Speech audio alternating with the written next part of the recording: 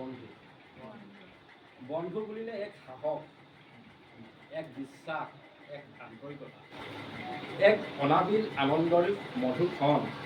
বন্ধু বুলিলেই হেমেলীয়া আড্ডা, প্ৰাণ খুলি হাঁহিব পৰা এক পৰিৱেশ, মনৰ কথাবোৰ মুকলিকৈ পাতিব পৰা এটা অৱস্থা।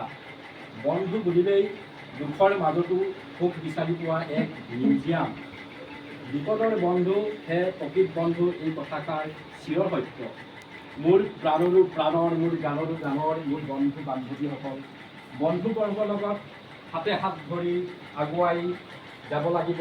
জীৱন যুদ্ধত জয়ী হ'ব লাগিব। আমি এনেকৈ মিলা প্ৰীতিৰে সদায় থাকিব লাগিব।